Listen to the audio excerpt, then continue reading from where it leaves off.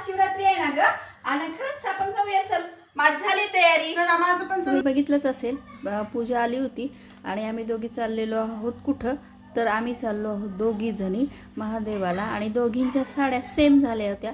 तिने आणि मी काहीही ठरवलं नव्हतं, पण दोघींच्या एकदम सेम झाल्या होत्या. आणि महाशिवरात्री होती म्हणून पांढरी साडी नेसली होती आणि त्याला लाल काठ होता. आम्ही दोघी गाडीवर गेलेलो. बघा इथं गेलेलो होतो आम्ही.